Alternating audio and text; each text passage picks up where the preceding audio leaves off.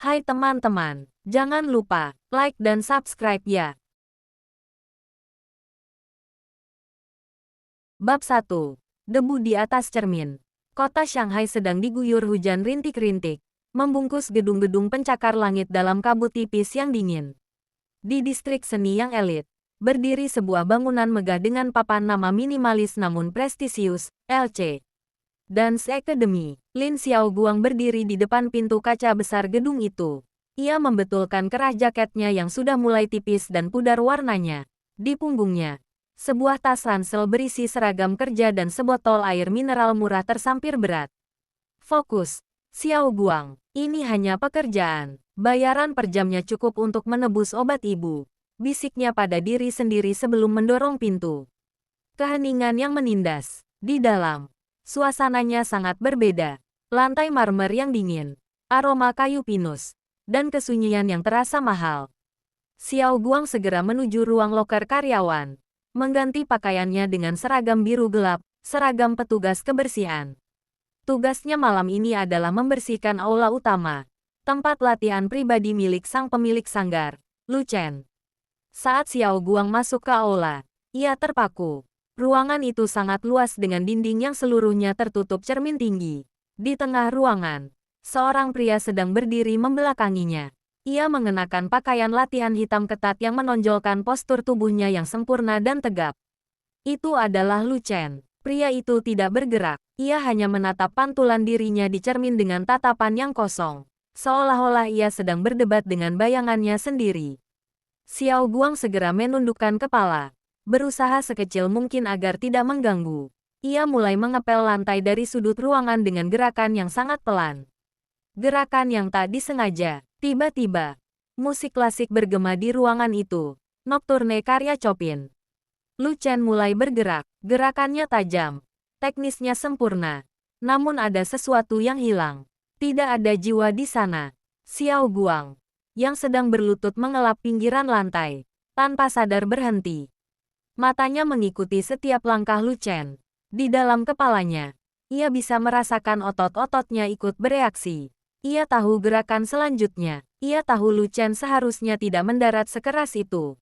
Braak, Lu Chen terjatuh. Ia gagal melakukan putaran triple pirouette. Suasana seketika membeku. Lu Chen duduk di lantai. Napasnya memburu. Amarah terpancar dari pundaknya yang naik turun. Ia menoleh ke arah Xiaoguang yang mematung dengan kain lap di tangan. Siapa yang mengizinkanmu menonton? Suara Lu Chen rendah, dingin, dan menusuk. Xiaoguang gemetar. Namun ia tidak memalingkan wajah. Maaf, Tuan Lu. Saya hanya sedang bekerja. Keluar. Perintahnya pendek. Tapi lantai di sisi sana belum bersih. Tuan, jika sisa keringat Anda mengering, itu akan merusak tekstur kayu parketnya. Jawab Xiaoguang secara spontan. Pengetahuannya sebagai mantan penari elit keluar begitu saja. Lu Chen menyipitkan mata. Ia berdiri dengan perlahan, mendekati Xiaoguang hingga jarak mereka hanya terpaut 1 meter. Aroma maskulin yang bercampur keringat dan parfum mahal menerjang indera penciuman Xiaoguang. Kau tahu banyak tentang lantai tari untuk seorang pembersih, ujar Lu Chen sinis. Atau kau salah satu dari gadis-gadis yang menyamar jadi pelayan hanya untuk mencari perhatianku. Xiaoguang merasakan darahnya mendidih. Harga dirinya yang selama ini ia tekan dalam-dalam mendadak bangkit. Ia meletakkan kain lapnya dengan tegas. Tuan Lu, saya berada di sini untuk mencari uang, bukan mencari perhatian. Dan jika Anda jatuh tadi, itu bukan karena lantainya licin, tapi karena pusat gravitasi Anda terlalu condong ke kiri. Anda menari seperti robot yang kekurangan oli. Keheningan di aula itu kini terasa mencekam. Tak pernah ada yang berani bicara seperti itu kepada Lu Chen. Bab 2. Tantangan di bawah lampu remang. Lu Chen terdiam. Matanya yang tajam mengunci tatapan Xiaoguang, mencari tanda-tanda kebohongan atau rasa takut. Namun, yang ia temukan hanyalah sepasang mata yang jernih namun penuh luka, memancarkan keberanian yang jarang ia temui di dunia tari yang penuh penjilat. Robot yang kekurangan oli. Lu Chen mengulang kalimat itu dengan nada sarkastik. Ia tertawa pendek, tawa yang tidak sampai ke matanya. Berani sekali. Kau tahu siapa aku? Gadis pembersih. Saya tahu Anda adalah Lu Chen. Jawab Xiaoguang. Suaranya tetap stabil meski tangannya yang memegang kain lap sedikit gemetar di balik punggung.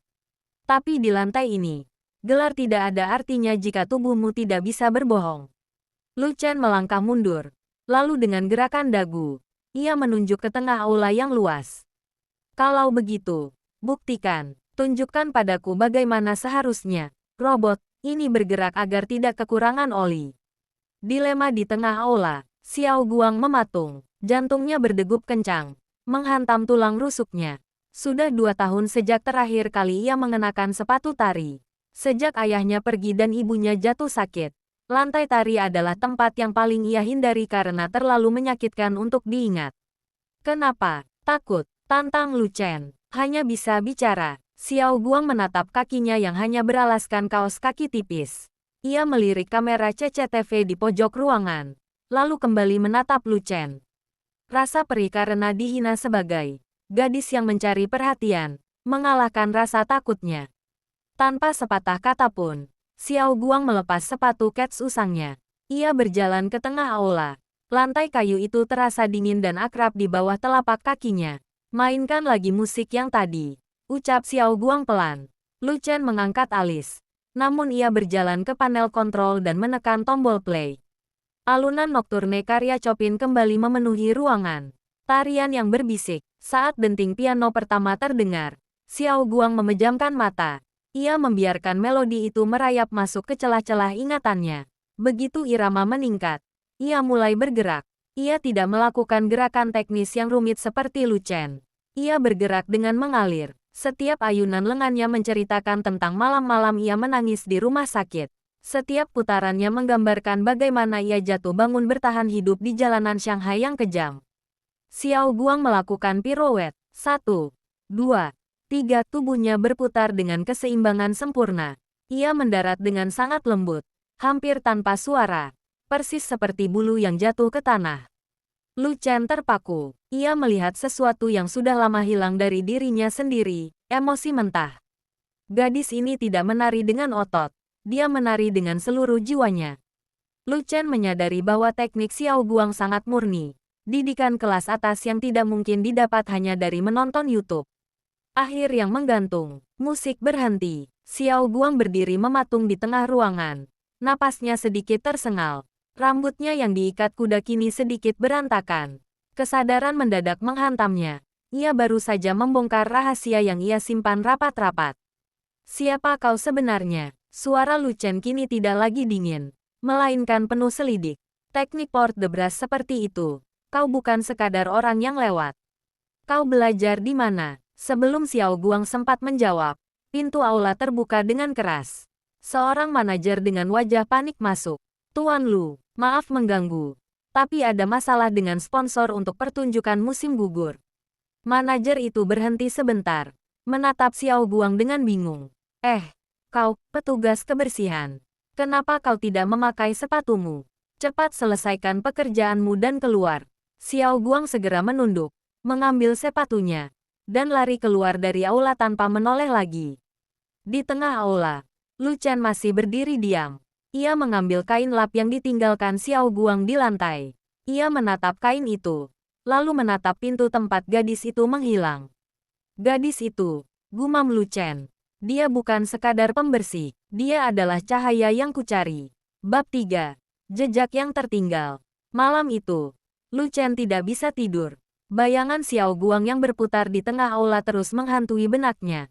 Gerakan gadis itu tidak hanya sempurna secara teknis, tetapi memiliki ritme kesedihan yang hanya dimiliki oleh mereka yang pernah berada di puncak lalu jatuh ke dasar. Lu Chen duduk di meja kerjanya yang luas, menghadap jendela besar yang menampilkan gemerlap lampu Shanghai. Di depannya, sebuah laptop terbuka. Cari tahu semua data tentang petugas kebersihan bernama Lin Xiao Guang. Ucap Lu Chen dingin melalui sambungan telepon kepada asisten pribadinya, Wang. Tuan Lu, itu hanya staf paruh waktu dari agensi pihak ketiga. Kenapa Anda? Jangan banyak tanya. Kirimkan berkasnya padaku dalam 1 jam.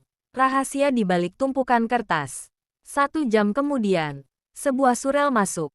Lu Chen membacanya dengan teliti.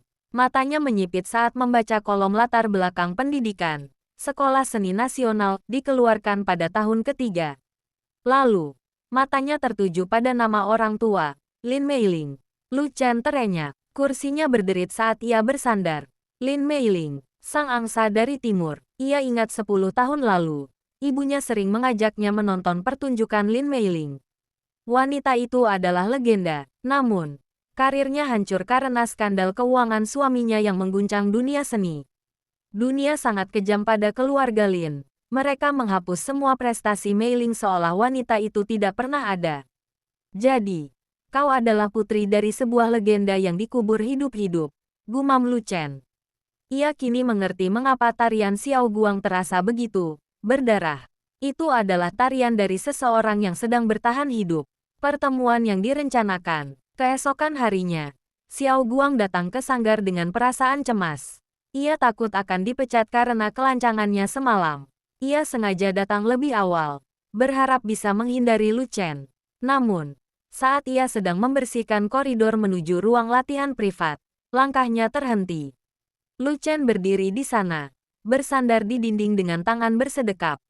Ia tidak memakai pakaian latihan, melainkan setelan jas abu-abu yang membuatnya tampak sangat berwibawa. Kau datang awal, Lin Xiao Guang. Sapa Lu Chen tanpa ekspresi.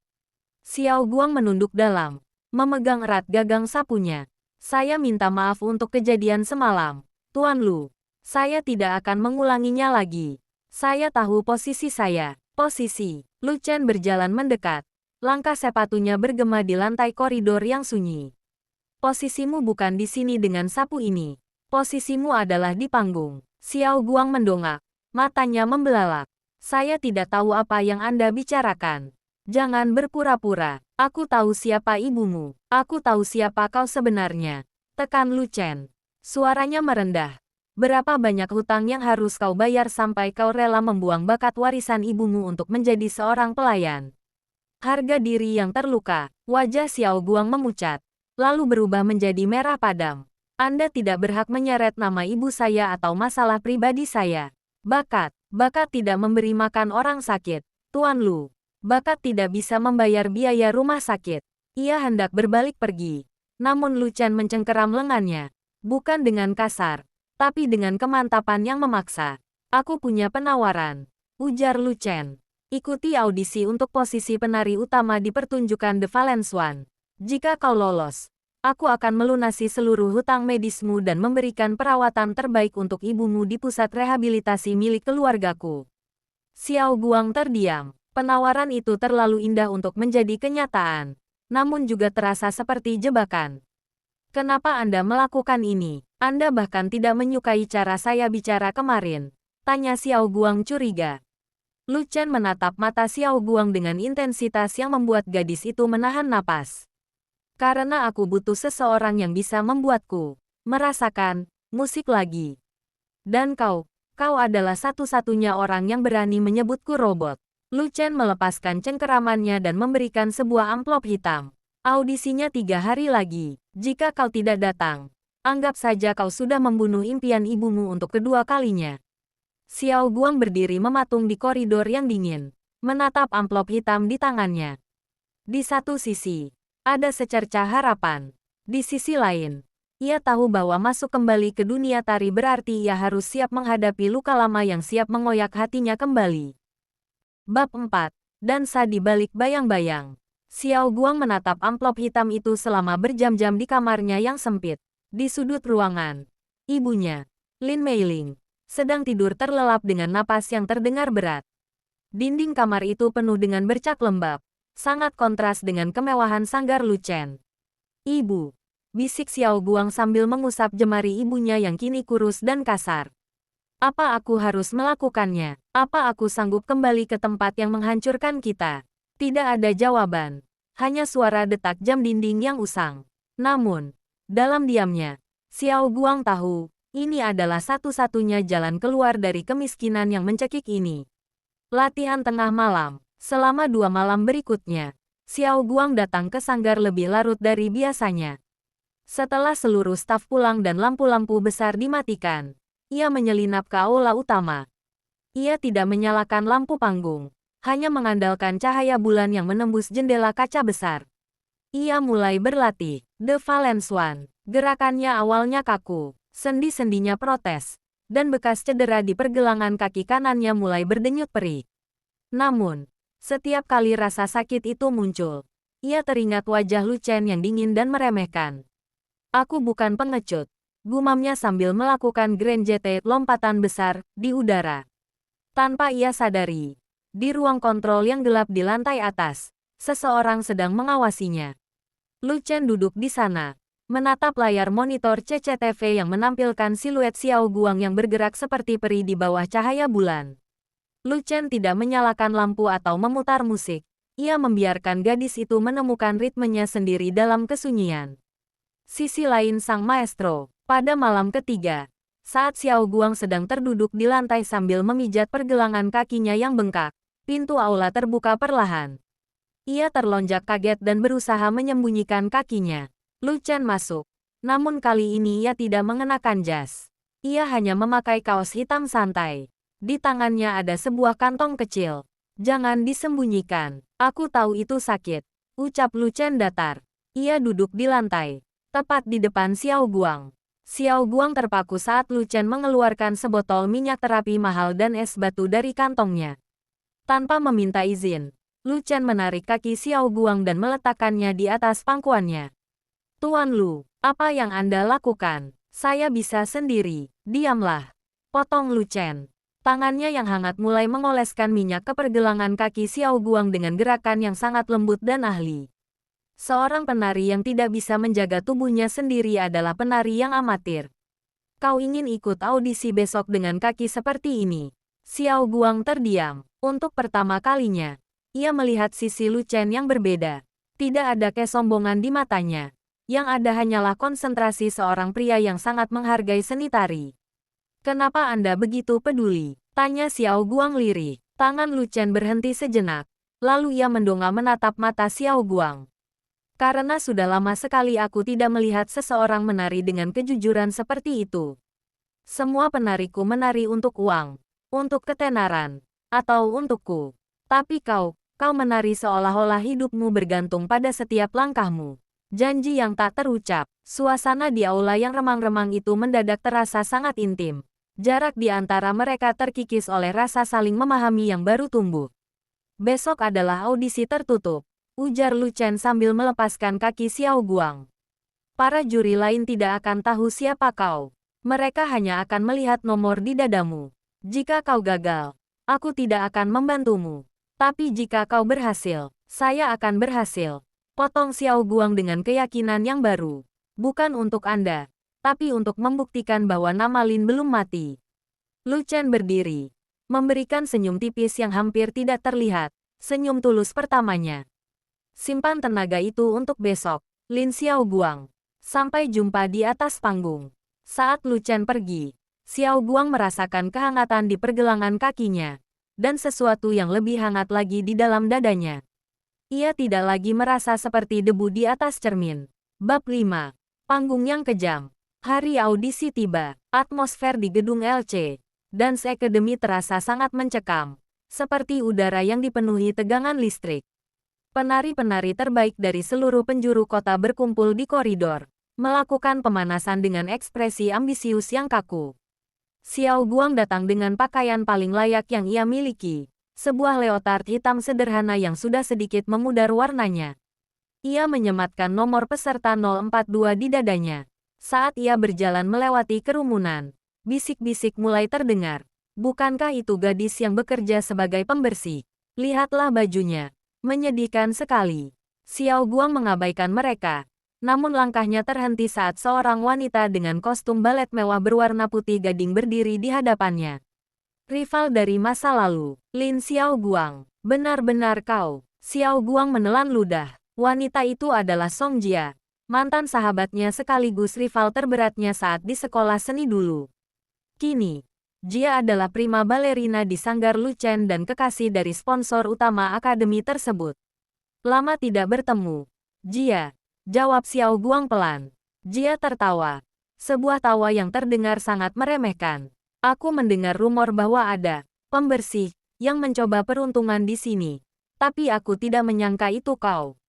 Xiao Guang, sadarlah, kau sudah mati sejak ayahmu menghancurkan reputasi sekolah kita. Kembali saja ke sapu dan pelmu sebelum kau mempermalukan dirimu sendiri. Panggung tidak peduli pada siapa ayahku. Jia, balas Xiao Guang. Matanya berkilat. Panggung hanya peduli siapa yang menari paling baik. Ujian di depan panel juri. Pintu aula besar terbuka. Satu persatu peserta masuk dan keluar dengan wajah lesu. Hingga akhirnya, suara asisten bergema. Nomor 042. Lin Xiao Guang. Silakan masuk. Di dalam aula yang megah, 3 juri duduk di balik meja panjang. Di tengah-tengah mereka, Lu Chen duduk dengan wajah tanpa ekspresi. Seolah-olah percakapan intim mereka malam itu tidak pernah terjadi. Di sampingnya duduk direktur artistik yang dikenal sangat galak, Madam Wang. Kau akan menari potongan The Valence One, ucap Madam Wang tanpa melihat wajah Xiao Guang. Musik dimulai dalam 3, 2, 1. Lagu dimulai. Awalnya, Xiao Guang merasa kakinya berat. Ia bisa merasakan tatapan tajam Lu Chen yang mengawasi setiap inci gerakannya. Namun, saat melodi mencapai bagian klimaks yang melankolis, ia teringat wajah ibunya dan betapa kerasnya ia berjuang hanya untuk sampai di titik ini. Ia melompat, tinggi, ringan, seolah-olah ia benar-benar memiliki sayap. Sabotase yang tak terduga. Saat melakukan gerakan forward putaran berturut-turut, Xiao Guang mendadak merasakan sesuatu yang aneh di lantai. Lantai itu terasa licin secara tidak wajar di satu titik tertentu. Seseorang telah sengaja menumpahkan minyak silikon bening di sana. Dek, kaki Xiao Guang tergelincir. Tubuhnya kehilangan keseimbangan. Seluruh juri menarik napas pendek. Namun, alih-alih terjatuh dengan memalukan, Xiao Guang menggunakan momentum jatuh itu untuk melakukan gerakan improvisasi. Sebuah gulingan artistik yang menyatu dengan koreografi. Seolah-olah itu adalah bagian dari sang angsa yang sedang sekarat. Ia bangkit kembali dengan transisi yang begitu halus hingga tampak seperti disengaja. Ia mengakhiri tarian dengan posisi bersimpuh. Napasnya memburu. Matanya menatap langsung ke arah Lu Chen. Keputusan yang menentukan. Keheningan menyelimuti ruangan. Madam Wang tampak bingung. Itu improvisasi yang menarik. Tapi kau hampir jatuh tadi. Itu bukan hampir jatuh. Suara Lu Chen memecah kesunyian. Ia berdiri. Matanya tertuju pada titik licin di lantai yang kini berkilat terkena lampu panggung. Ia menoleh ke arah sayap panggung, di mana Song Jia berdiri dengan wajah pucat. Lu Chen kembali menatap Xiao Guang. Teknikmu masih kasar karena kurang latihan. Tapi emosimu, tidak ada yang bisa menandinginya di ruangan ini. Lu Chen mencoret sesuatu di kertasnya. Lin Xiao Guang, kau lolos ke babak final sebagai calon penari utama. Xiao Guang hampir tidak percaya. Namun, kebahagiaannya terhenti saat Madam Wang berbisik cukup keras hingga terdengar olehnya. Tuan Lu, Anda yakin? Jika pers tahu dia adalah putri dari Lin Meiling yang terlibat skandal itu, reputasi pertunjukan ini bisa hancur. Lu Chen hanya menjawab singkat. Biarkan mereka bicara. Aku ingin melihat apakah dunia seni ini masih punya hati atau hanya sekadar topeng. Xiao Guang keluar dari ruangan dengan jantung berdebar. Ia telah memenangkan satu pertempuran. Namun ia sadar, perang yang sesungguhnya baru saja dimulai. Terutama setelah ia melihat tatapan penuh dendam dari Song Jia di koridor. Bab 6. Di bawah didikan sang maestro. Kabar tentang si gadis pembersih yang lolos audisi menyebar seperti api di seluruh akademi. Lin Xiao Guang bukan lagi sosok yang tidak terlihat. Kini ia adalah target tatapan sinis dan bisik-bisik di setiap sudut koridor. Namun, Xiao Guang tidak punya waktu untuk peduli. Lu Chen telah memindahkan jadwal latihannya. Bukan lagi di kelas umum, melainkan di studio pribadi lantai paling atas, tempat yang hanya boleh dimasuki oleh penari utama. Metode Lu Chen yang kejam. Ulangi lagi. Putaranmu masih terlalu lambat. Suara Lu Chen bergema di studio yang sunyi. Xiao Guang sudah berlatih selama 5 jam tanpa henti. Keringat membanjiri wajahnya. Dan otot kakinya mulai gemetar karena kelelahan. Tuan Lu, saya sudah melakukannya 10 kali. Dan 10 kali pula kau gagal memberikan jiwa pada transisinya. Lu Chen berjalan mendekat, mematikan musik dengan kasar. Ia berdiri tepat di depan Xiao Guang. Auranya terasa sangat menekan. Kau ingin membersihkan nama ibumu hanya dengan bakat rata-rata. Jika hanya ini kemampuanmu, silakan ambil sapumu kembali.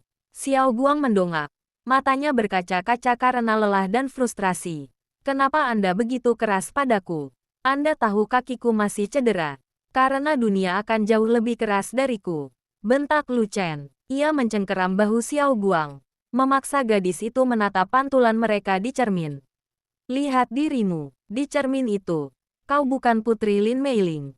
Kau adalah penari yang ketakutan. Jika kau tidak bisa menguasai rasa takutmu, Song Jia akan memakanmu hidup-hidup di panggung final nanti. Momen kelemahan dan kekuatan. Xiao Guang terdiam. Napasnya tersengal. Tiba-tiba, tubuhnya goyah. Rasa sakit yang tajam menusuk pergelangan kakinya. Dan ia hampir tersungkur jika Lu Chen tidak segera menangkap pinggangnya. Untuk sesaat, waktu seolah berhenti. Wajah mereka begitu dekat hingga Xiao Guang bisa merasakan napas hangat Lu Chen di keningnya. Amarah di mata Lu Chen perlahan memudar, digantikan oleh gurat kecemasan yang ia coba sembunyikan. Cukup untuk hari ini, bisik Lu Chen. Suaranya melembut secara drastis. Ia membantu Xiao Guang duduk di bar pegangan tari.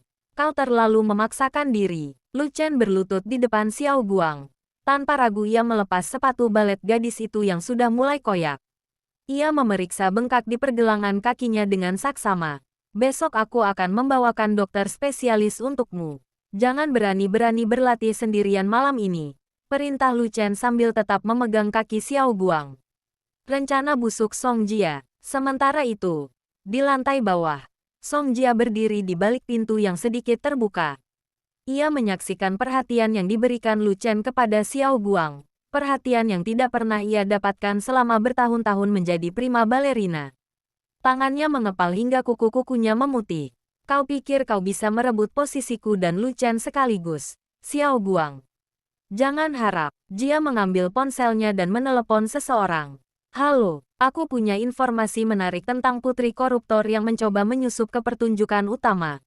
Ya, Lin Xiao Guang, pastikan berita ini naik di halaman depan besok pagi. Kejutan di akhir latihan. Kembali di studio atas. Lu Chen bangkit dan menyerahkan sebuah kotak panjang kepada Xiao Guang. Apa ini? Tanya Xiao Guang bingung. Sepatu baru, dibuat khusus dengan penyangga ekstra untuk cederamu. Jawab Lu Chen sambil berjalan menuju pintu. Dan satu hal lagi, ibumu sudah dipindahkan ke kamar VIP di pusat rehabilitasi sore tadi. Fokuslah menari, biarkan aku yang mengurus sisanya. Xiao Guang terpaku menatap punggung Lu Chen yang menghilang di balik pintu.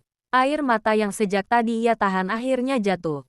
Bukan karena sedih, tapi karena untuk pertama kalinya setelah bertahun-tahun, ia merasa tidak lagi berjuang sendirian di dunia yang gelap ini. Bab 7. Badai di balik lampu kilat. Pagi itu, suasana di LC Dance Academy tidak lagi dipenuhi musik klasik, melainkan keriuhan suara wartawan yang berkumpul di depan gerbang. Judul berita di layar ponsel semua orang sama. Skandal di atas panggung.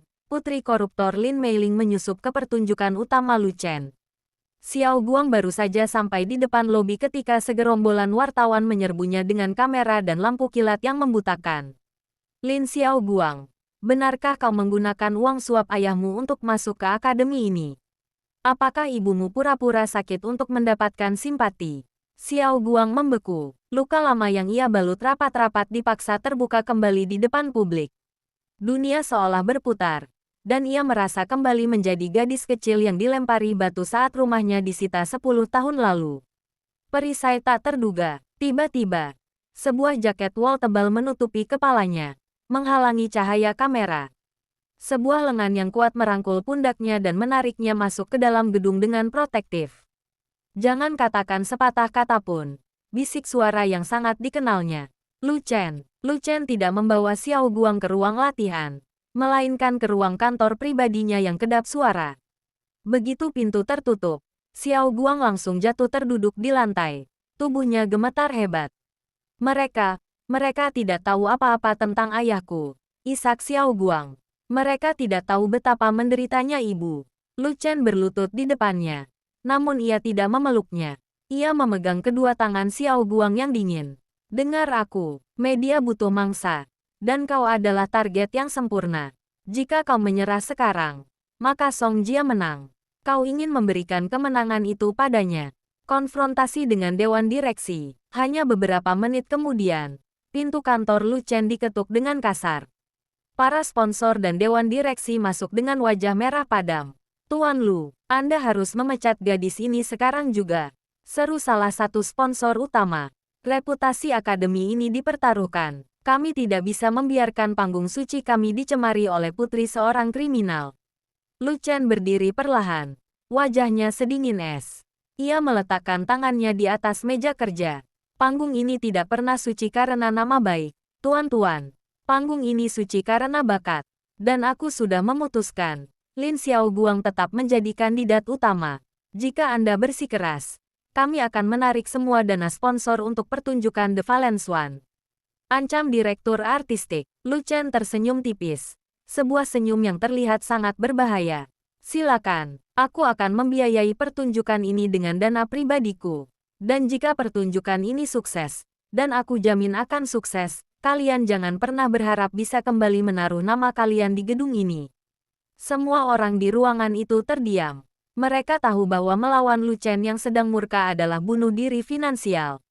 Pembalasan Song Jia. Di luar ruangan, Song Jia mendengar semuanya.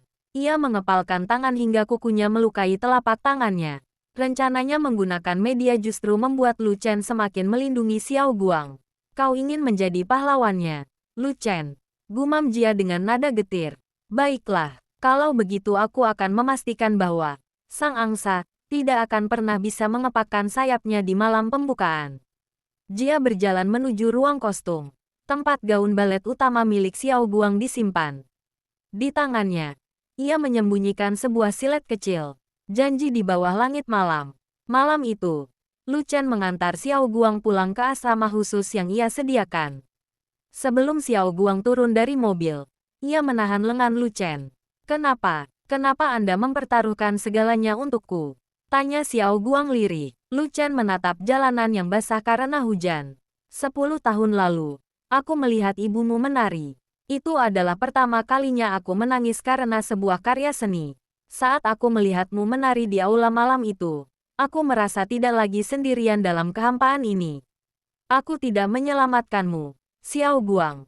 Aku sedang menyelamatkan diriku sendiri melalui tarianmu. Xiao Guang tertegun. Ia menyadari bahwa di balik keangkuhannya, Lu Chen adalah pria yang sangat kesepian. Tanpa sadar, Xiao Guang mengulurkan tangan dan menyentuh punggung tangan Lu Chen. Aku akan menari sampai mereka tidak punya pilihan selain mengakui bahwa aku ada. Janji Xiao Guang. Bab 8. Angsa yang terluka.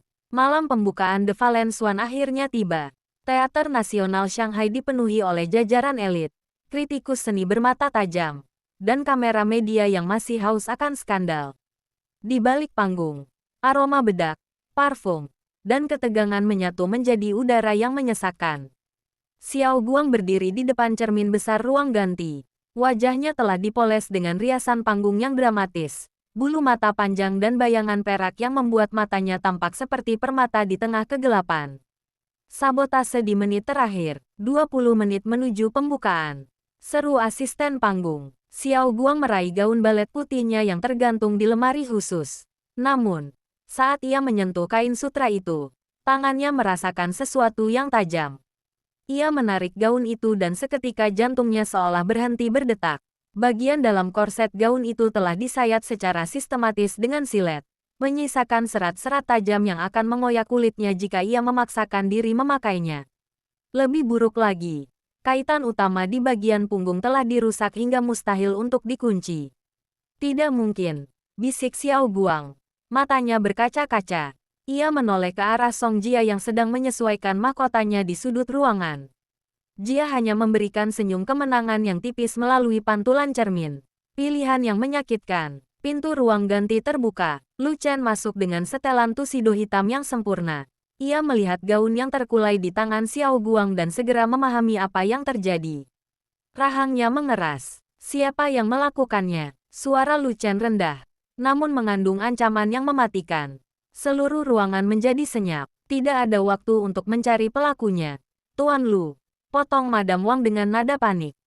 Penonton sudah menunggu. Kita harus mengganti Xiao Guang dengan penari cadangan. Song Jia, kau bersiaplah. Jia berdiri dengan anggun, siap melangkah maju.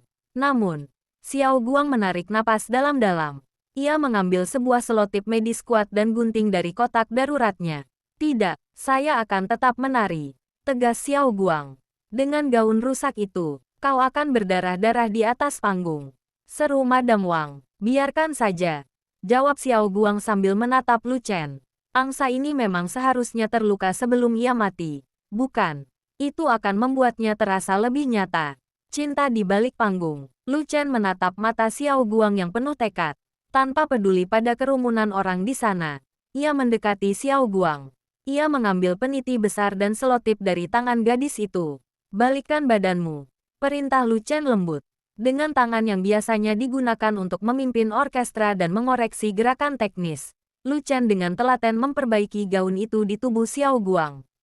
Ia menempelkan bantalan kain di bagian yang tajam dan mengunci punggung gaun itu dengan lilitan pita yang kuat. Saat tangannya bersentuhan dengan kulit punggung Xiao Guang, ia bisa merasakan gadis itu gemetar. Dengar aku, bisik Lu Chen di telinga Xiao Guang. Abaikan rasa sakitnya, fokuslah padaku. Aku akan berdiri di sayap panggung selama pertunjukan. Jika kau merasa akan jatuh, carilah mataku. Xiao Guang mengangguk kecil. Untuk sesaat, ia merasa bahwa bahkan jika seluruh dunia membencinya, dukungan Lu Chen sudah lebih dari cukup. Malam pembuktian, lampu teater meredup, musik pembuka mulai mengalun. Xiao Guang melangkah ke atas panggung yang gelap. Saat lampu sorot mengenainya, penonton serentak menahan napas. Ia mulai menari. Setiap gerakan port de bras yang ia lakukan menyebabkan gesekan kain rusak itu menggores kulitnya. Rasa perih mulai menjalar. Namun Xiao Guang justru mengubah rasa sakit itu menjadi ekspresi penderitaan sang angsa yang begitu mendalam. Di sayap panggung, Lu Chen berdiri mematung. Ia melihat noda merah kecil mulai merembes di kain putih gaun Xiao Guang. Hatinya hancur. Namun ia juga merasa sangat bangga. Gadis ini bukan lagi pembersih yang ia temui di aula. Ia adalah seorang pejuang. Di tengah pertunjukan, saat melakukan putaran paling cepat, Xiao Guang melihat Song Jia yang menatapnya dengan penuh kebencian dari balik tirai. Xiao Guang tersenyum di dalam hatinya. Kau bisa merusak gaunku, Jia, tapi kau tidak bisa mencuri jiwaku.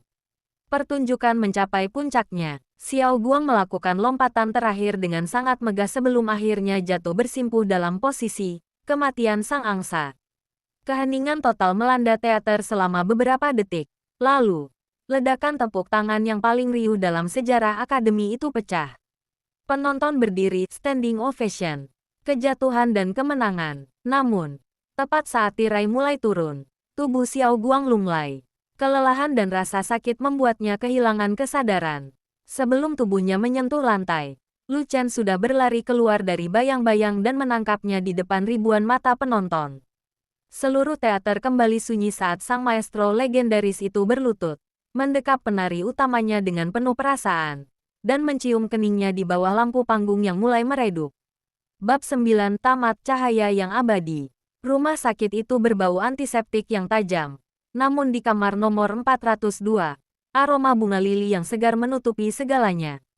Xiao Guang perlahan membuka matanya. Hal pertama yang ia lihat adalah langit-langit putih. Dan hal kedua adalah tangan seseorang yang menggenggam erat jemarinya. Lu Chen. Pria itu tertidur di kursi samping tempat tidur. Masih mengenakan kemeja dari malam pertunjukan. Namun jasnya sudah dilepas. Wajahnya yang biasanya tegang kini tampak damai. Kebenaran yang terungkap. Kau sudah bangun. Suara Lu Chen serak saat ia terjaga. Ia segera menegakkan duduknya. Matanya memancarkan kelegaan yang luar biasa. Pertunjukannya. Bagaimana hasilnya? Bisik Xiao Guang. Suaranya masih lemah. Lu Chen tersenyum. Jenis senyum yang belum pernah dilihat Xiao Guang sebelumnya. Senyum yang penuh dengan kebanggaan. Seluruh Shanghai membicarakanmu. Kau bukan lagi putri skandal. Kau adalah sang angsa keajaiban. Dan ada sesuatu yang harus kau lihat. Lu Chen menyalakan televisi di kamar itu.